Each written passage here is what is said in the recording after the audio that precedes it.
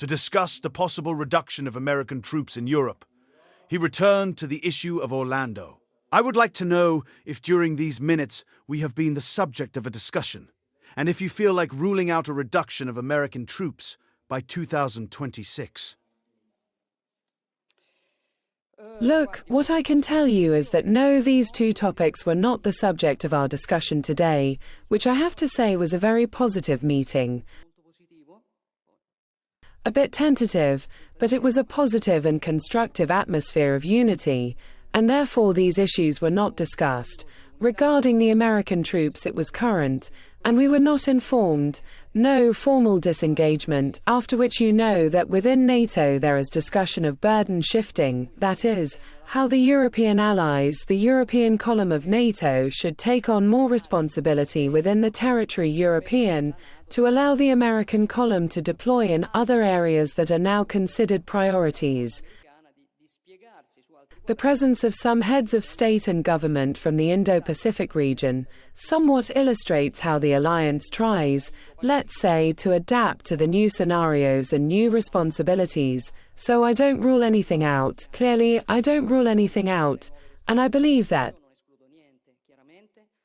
Let's say it shouldn't be a scenario that catches us off guard, because you know better than I do that the United States has been discussing, under several presidents, the need for a gradual disengagement from Europe, which is not a political disengagement.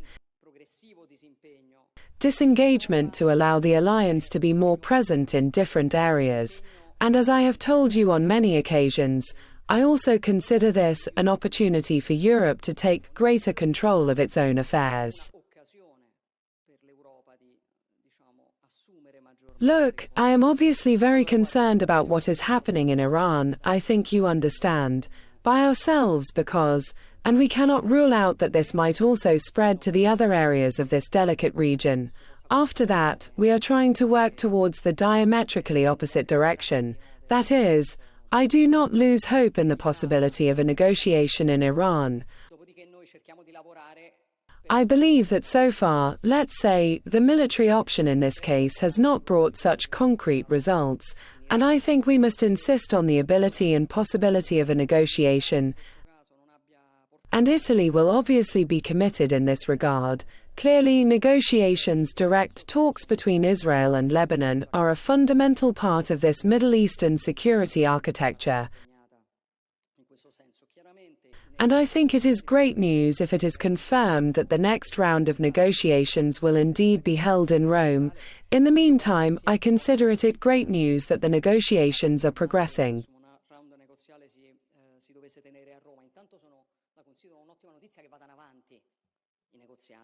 Good evening, Mr. President. Today, Donald Trump said this morning that Italy has been terrible in the use of the bases.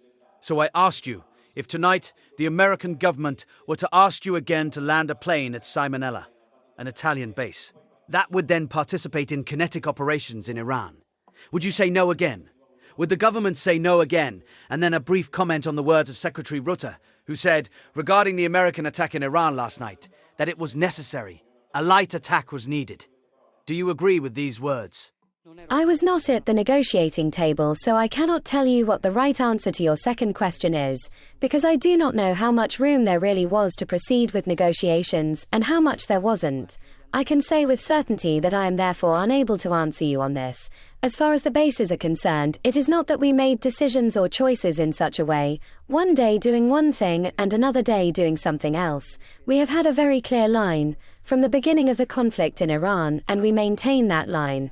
We have respected our commitments, as serious nations always do, but after that, we said that we would not participate in attacks on Iran, and we are not participating in attacks on Iran, and we will not participate in attacks on Iran.